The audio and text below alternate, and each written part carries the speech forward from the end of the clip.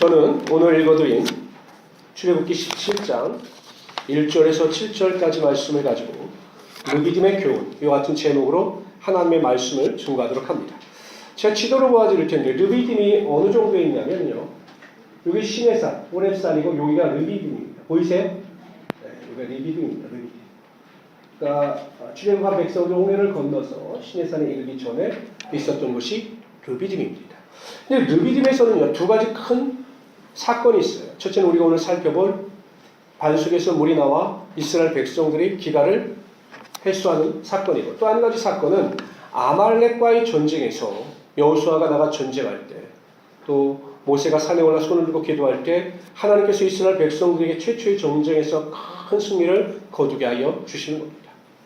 저는 그 두 사건 중에서 오늘 그 반석에서 물이 나와 이스라엘 백성들이 기가를 해소한 이 이야기를 통해서 우리에게 주는 영적인 교훈이 무엇인가에 대해 살펴보므로 함께 나누고자 합니다. 첫 번째로요, 오늘 본문이 주는 교훈은 믿음의 여정 속에서도 항상 문제는 발생하게 되어 있다는 겁니다. 1절 한번 다시 읽어볼까요? 1절 읽습니다. 시작. 신 광야에서 떠나 그 노정대로 행하여 이스라엘 백성들이 누구의 명령을 따라 신 광야에서 떠나 그 노정대로 르비딤에 이르렀습니까? 누구의 명령이요? 하나님의 명령에 의하여 하나님의 인도하심을 쫓아 르비딤에 도착한 겁니다.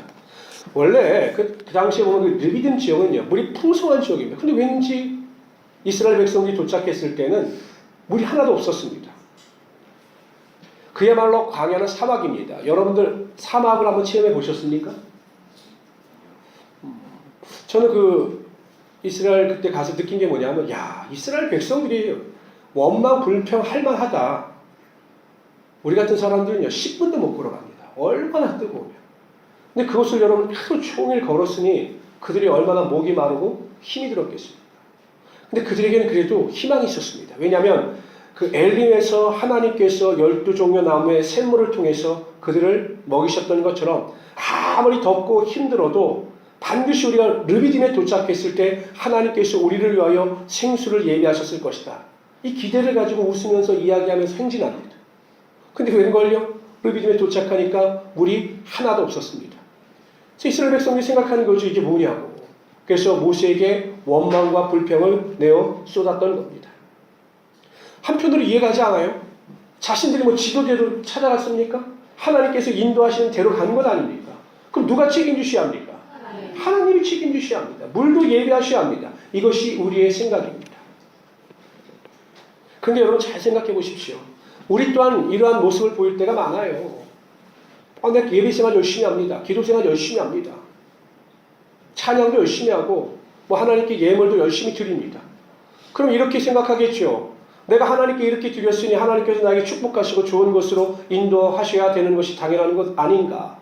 이런 생각을 가지고 있다가 환난이 다가오고 문제가 생기고 궁핍함이 다가오면 내가 예수를 잘 믿고 하나님을 섬기는데 왜 이러한 일이 생기느냐고 원망, 불평하는 일이 비일비재하다라는 겁니다.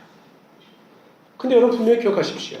우리가 하나님의 인도하심을 쫓아 믿음의 여정을 걸어간다 할지라도 항상 문제와 고난과 환난은 우리 앞에 나타나게 되어 있다는 거죠. 그것을 반드시 만나게 되어 있는 겁니다. 그것을 인정하지 않으면 고난의 문제를 예수 그리스도의 은혜 안에서 설명할 수가 없는 겁니다.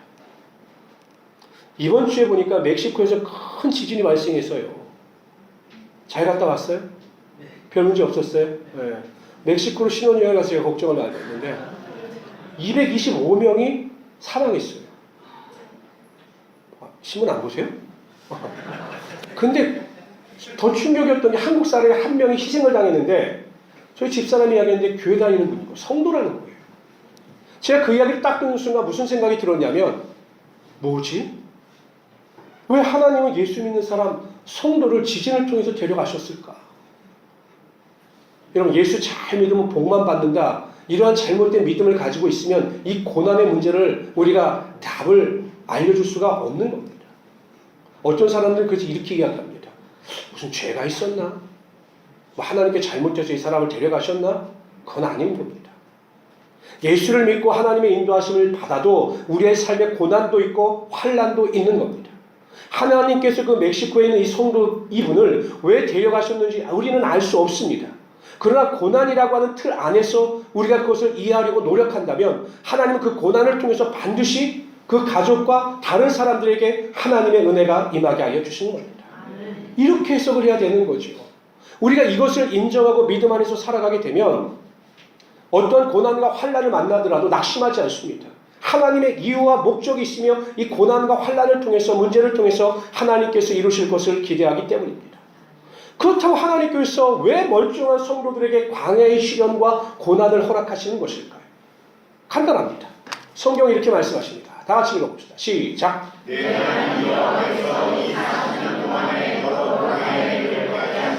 기억하라. 이는 너를 낮추시며 내 마음이 어떠한지 그 명령을 지키지 아니하십니다. 하나님은 광야의 연단을 통해서 이스라엘 백성들을 낮추시기를 원하셨던 겁니다. 철저하게 낮아지고 겸손해서 하나님의 말씀에 절대적으로 순종하기를 원하셨기 때문에 그들에게 광야를 허락하신 겁니다. 사람이 병에 걸리면 어디에 갑니까? 병원에 갑니다. 세상에서 제일 미련한 사람은요, 자신이 의사인 사람이에요. 말을 하면요, 정말 잘합니다. 간이 안 좋으신 것 같은데 병원에 가면 내가 간에 대해서 잘 아는데 내 간땡이는 건강해. 걱정하지 마. 나중에 보면 암이에요. 그리고 병원에 갑니다. 그때는 순한 양이 됩니다. 의사가 시키는 대로 내내 하면서 잘 따라합니다. 비로소 내가 아무것도 아니구나 라는 것을 깨달았을 때 의사의 처방대로 움직이고 의사의 지시대로 약을 먹고 의사의 지시대로 입원을 합니다. 우리가 하나님의 명령에 순종하여 그 말씀대로 살아가기 위해서 필요한 것이 이와 같은 겁니다. 나는 아무것도 아니다. I am nothing. 이라는 것을 인정해야 그 순간부터 하나님의 은혜와 능력이 임하는 것입니다. 제가 금요일에 참석한 성도님들에게 퀴즈를 했더니 다 맞히셨어요. 여러분들도 한번 맞춰보시기 바랍니다. 별로 어려운 문제 아닙니다. 이 세상에서 가장 불행한 사람은 어떤 사람일까요? 여러분 말은 안 되지. 다 알고 있는데. 어떤 사람이 가장 불행한 사람일까요? 네? 입이 근질근질 하시죠? 그래서 가만히 계시죠.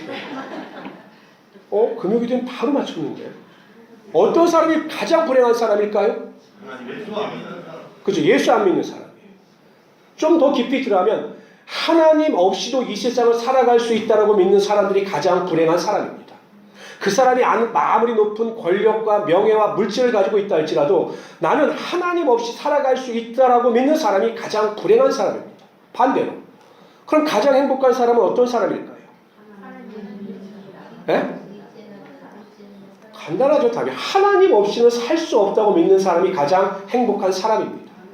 나는 하나님 없이 살 수 없습니다. 하나님이 나를 도와주시지 아니하시면, 하나님께서 나를 인도하시지 아니하시면 나는 이 세상을 살아갈 수 없습니다. 라고 그것을 철저하게 신뢰하고 믿는 사람이 이 세상에서 가장 행복한 사람이고, 그러한 성도의 삶에는 하나님의 은혜와 능력이 반드시 임하게 되는 것입니다. 어느 단계까지 나아가게 되면 절대 평화, 절대 평강의 능력까지 반드시 나아가게 되는 것입니다. 제가 오늘은요, 여러분들이 시중에서 정말 구하기 힘든 음악회 하나를 보여드리겠습니다. 여러분, 세계 3대 테너가 누군지 아십니까? 세계 3대 테너. 임재반, 양성현, 이렇게, 이게 아니고, 3대 테너가 누구죠? 루치아노 파바로티, 호세 카리아스, 또, 그렇죠, 도밍고. 3명인데, 제 친구 목사 하나가 이거를 보내줬는데 제가 정말 마음이 울적할 이 찬양을 보내줬는데 제가 너무 감동을 받았습니다. 한번 이 음악을 감상해 보시기 바랍니다.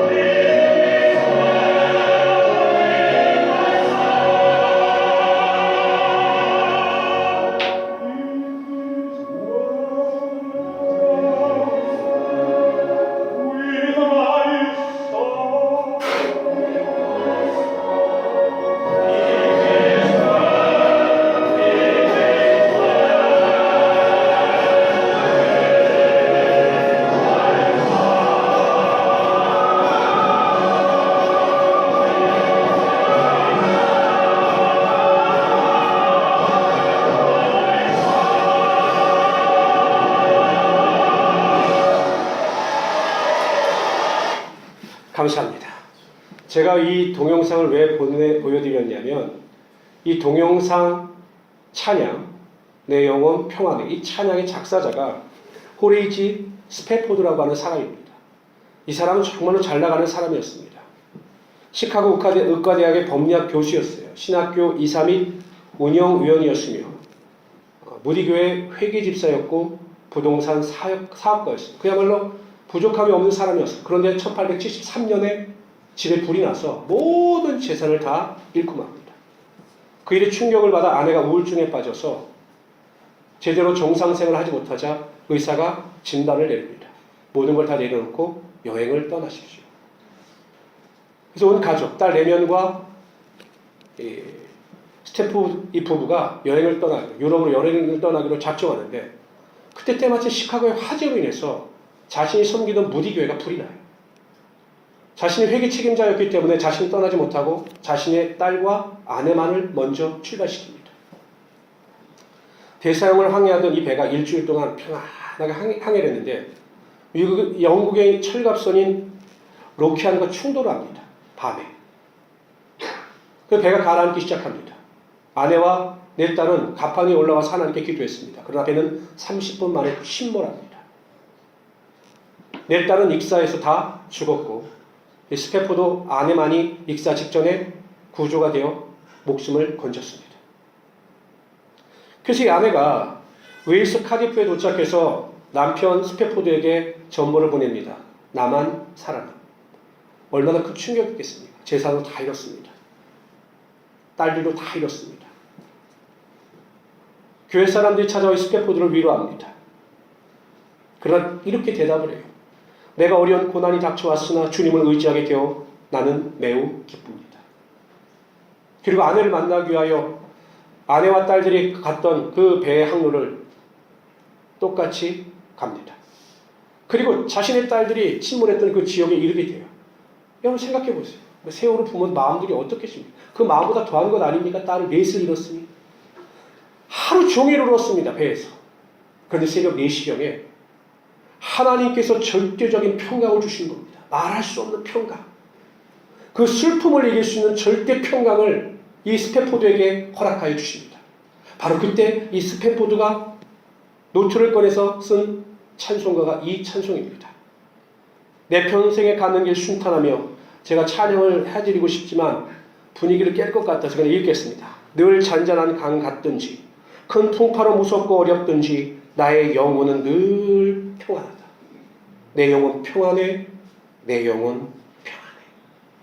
여러분, 예수 믿고 구원받아 하나님 없이 살아갈 수 없다고 믿는 성도들의 삶에는 고난과 환난과 어려움 속에서도 세상이 줄 수 없는 절대 평강의 능력이 이렇게 반드시 임하게 되는 것입니다.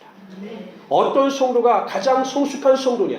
고난과 환난 앞에서도 우왕좌왕하지 아니하고 하나님이 주시는 평강의 능력을 가지고 기쁜 마음으로 살아가는 성도가 하나님이 기뻐하시는 성도라는 것입니다.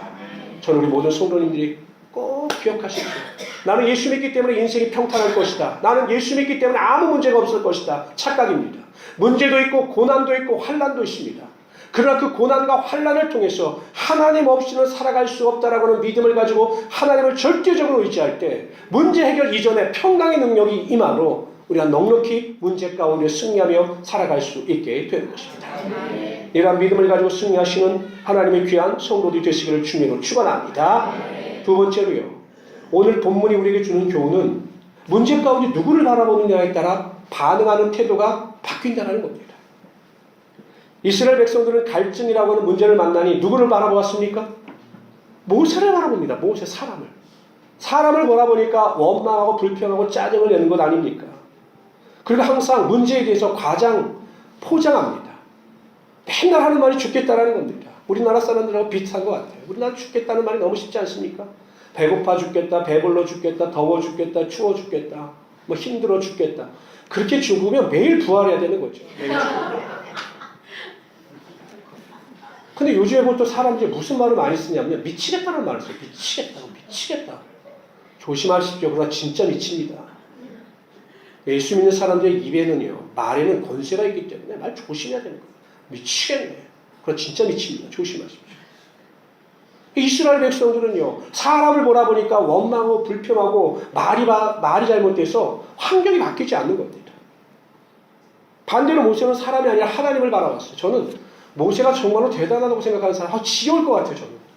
얼마 인도하지 않았지만 매일 뭐 원망하고 불평하면, 저는 우리 성도들이 저에게 뭐 그런 적이 전혀 없기 때문에 저는 그런 거 모르겠지만, 성도들이 매일 저에게 원망하고 불평하고 뭐 못 살겠다, 죽겠다 이러면 저 목회 안 할 것 같아요. 너무 힘드니까. 근데 모세는 그렇게 힘든 상황 가운데서도 그 백성들을 상대하지 않고 4절에 보면 하나님께 나아가 하나님께 간절히 부르짖어 기도합니다. 부르짖어 기도하니 하나님께 모든 것을 바라보고 맡기니 하나님께서 그 문제를 해결하여 주신 겁니다. 바울과 실라가 그 환상을 보죠. 마게도냐 사람 환상. 이리 와서 우리를 도우라. 이 환상을 보고 그 마게도냐로 갑니다. 유럽으로 갑니다. 첫 번째 도착한 성이 빌립보입니다. 근데 그곳에서 이 바울과 실라를 쫓아다니는 귀신들은 여종이 있었어요. 이 사람들은 하나님의 사람이다라고 막 말을 하니 너무 귀찮은 거죠. 그래서 그 여종에게 있는 귀신을 쫓아내버렸습니다. 근데 그 여종은 점치는 귀신이었어요. 그러니까 그 주인이 수입이 잃어버리게 되자 거짓곳을 합니다. 이 빌립보 성에 문란, 어려움을 일으키는 자들. 그래서 바울과 실라가 잡혀서 매를 흠씩 두들겨 맞고 발에 차고 같이 이제 감옥에 갇힙니다. 절망이죠. 아무도 의지할 곳도 없습니다. 그때 바울과 실라는 하나님 말을 바라보고 하나님을 향하여 기도하기 시작합니다. 하나님께 대하여 기도하니 무거웠던 마음이 녹아지고 그들의 마음 가운데 소망이 생기고 하나님의 뜻을 이해할 수 있었습니다. 그러자 찬송으로 넘칩니다. 그 순간 감옥문이 열리고 착고가 풀려지는 지진이 나타나므로 하나님의 역사가 나타나게 되었고 간수가 구원받는 기적이 일어나게 되었던 것입니다. 성경은 분명히 말씀하십니다. 다 같이 읽어봅시다. 시작. 믿음의 주여 또 그 앞에 있는 즐거움을 인하여 십자가를 참으사 부끄러움을 개의치 아니하시더니, 항상 믿음의 눈을 세상이나 사람이 아니라 하나님께, 예수님께 고정시키시는 우리 귀한 성도들이 되시기를 주님으로 축원합니다. 남편을 바라보고 아내를 바라보고 의지할 필요도 없고요. 사람을 바라보고 환경을 바라보고 낙심할 필요도 없는 겁니다. 우리의 눈이 주님께로 향해 있으면 우리의 눈의 향함을 통하여 능력이 나타나고 하나님께서 우리의 인생을 반드시 책임져 주시는 것입니다. 그러한 은혜와 능력을 반드시 체험하셔서 온전히 여호와 하나님만을 바라보고 앙망하며 살아가시는 하나님의 귀한 성도들이 되시기를 주님으로 축원합니다. 세 번째로요. 오늘 본문이 우리에게 주는 교훈은 하나님의 능력을 맛보기 위해서는 순종의 수고가 있어야 한다는 것입니다. 하나님께서는 이스라엘 백성들의 갈증을 풀어주시기 위해서 모세로 하여금 지팡이를 가지고 호렙산으로 걸어갑니다. 그 근처가 아니라 걸어가서 반석을 치라고 명령하셨습니다. 이에 모세가 자신의 지팡이를 가지고 장로들과 함께 호렙산으로 가서 지시하신 반석을 치니 그 안에서 물이 나와 문제가 해결되었습니다. 모세가 지팡이를 가지고 호렙산으로 가는 수고가 있었기 때문에 하나님의 능력이 나타난 겁니다. 여러분, 신앙생활하면서 가장 많이 듣는 말씀 중에 하나 이거죠. 순종하십시오. 순종하십시오라는 말을 많이 듣는데 왜 순종하기가 힘들까요? 여쭤보겠습니다. 말씀에 100% 순종하시는 분들만 아멘 하시기 바랍니다. 진짜 없어요? 우리 봉장로님은 많이 하실 줄 알았는데 많이 하시고. 그럼 왜 순종하기가 힘들까요? 왜 순종하기가 힘들까요? 첫째는요, 우리 안에는요 불순종이라고 하는 악한 유전자가 있기 때문입니다. 하나님께서 아담과 하와에게 선악을 알게 하는 나무는 먹지 말라고 말씀하셨어요. 먹는 날은 너희가 정령 죽을 것이다. 근데 하와는요, 이 불순종의 DNA가 있었는지 그 맛인 선악과를 봅니다. 뱀의 유혹에 넘어갑니다. 보암 짓도 하고 먹은 짓도 하여 그것을 따먹고 자신 혼자 죽기가 아까우니까 남편을 위협하여 먹이고 같이 죄를 지었습니다. 죄 유전자가 있어요. 그 유전자가 인간들에게 계속 유전되기 때문에 인간들은 악한 겁니다. 순종하지 않는 거예요. 아유, 목사님 이거 너무 하신 것 아닙니까? 아니요. 애기들 보십시오. 애기들이요 가르쳐주지도 않았는데 무슨 말을 가장 잘하는 줄 아십니까? 키우면? 싫어라고 하는 단어를 가르쳐주지 않았는데 싫어. 요즘 3살, 4살 되면 옛날에는 뭐 죽일 7살 그랬는데 요즘 뭐 3살, 4살 되면 죽일 3살, 4살 이런 말을 해요. 말을 안 들어요, 애들이요. 왜 그럴까요? 죄의 유전자, 불순종의 유전자가 있기 때문에. 그러니까 인간에게는요, 순종하려고 하는 선한 의지보다는 순종하지 않으려고 하는 악한 의지가 있기 때문에 순종하기가 힘든 겁니다. 여러분 참 신기한 게요. 나쁜 것은요, 애들한테 가르쳐주지 않아도 지들이 알아서 다 합니다. PC방 가면 나쁜 거다. PC방 가지 말아라. 알아서 다 갑니다. 공부하면 인생이 좋다. 공부 열심히 해라. 죽어도 안 합니다. 그러니까 좋은 것은 아무리 강조해도 안 해요. 악한 것은 하지 말래도 다 알아서 합니다. 이게 죄의 유전자가 있기 때문에 순종하지 못하는 겁니다. 두 번째는요. 순종하기 어려운 이유는 순종에는 대가가 따르기 때문에 대가. 하나님께서 사무엘을 통해서 사울에게 명령하셔요. 아말렉을 전멸시키라는 거예요. 아이, 가축, 모든 사람들, 코로 호흡하는 모든 생명 있는 것 다 죽여라. 이렇게 말씀하셔요. 그때 사무엘이 대답합니다. 네, 알겠습니다. 사울이 대답합니다. 알겠다. 가보니 죽이려고 하니 가축들이 너무 죽은 거예요.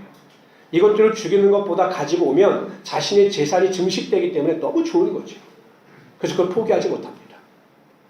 포기라고 하는 대가를 치러야 하나님의 말씀에 순종할 수 있는데 포기하라는 대가를 자기가 치르지 아니하니 순종하지 못하고 불순종함으로 사무엘에게 책망을 듣고 하나님께 버림을 받은 겁니다. 그때 이렇게 이야기합니다. 사무엘 다 같이 읽어봅시다. 시작. 좋아하신같이 좋아하시겠나이까.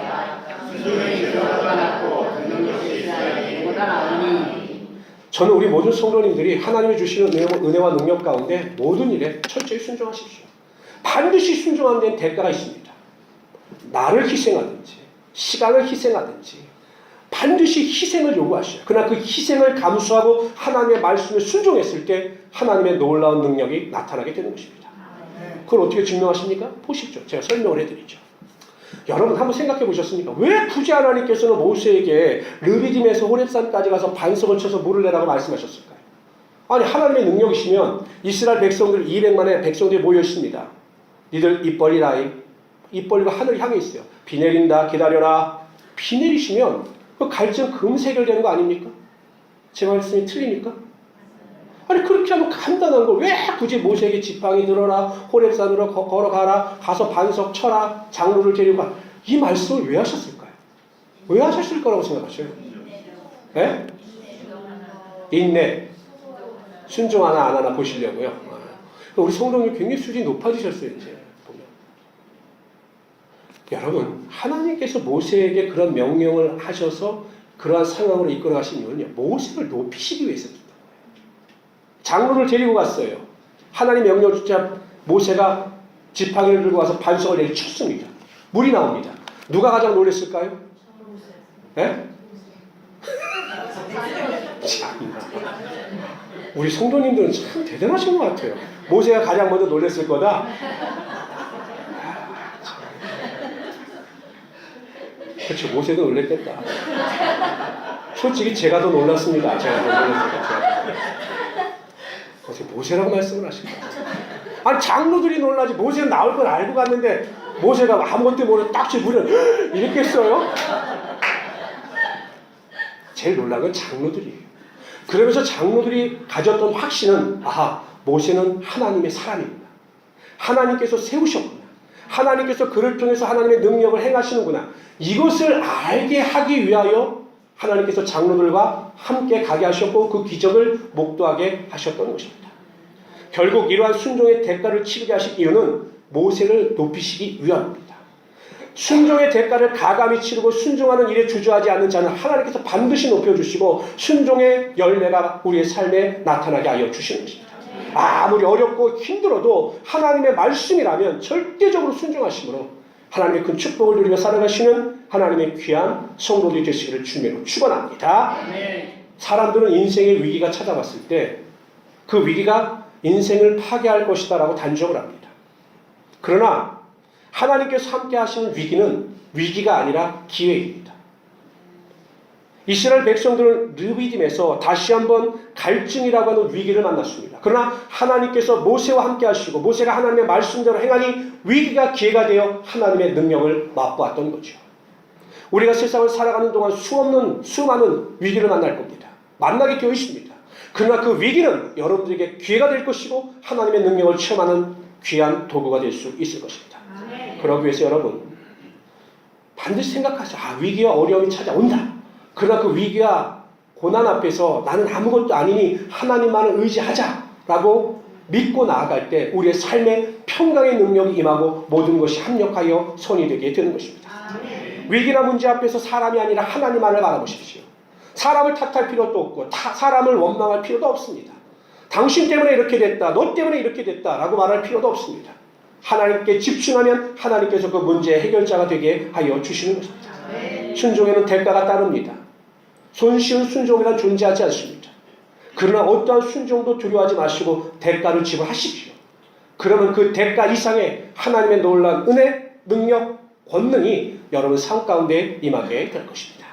이러한 믿음을 가지고 승리하시는 하나님의 귀한 성도님들이 되시기를 다시 한번 주님의 이름으로 축원합니다.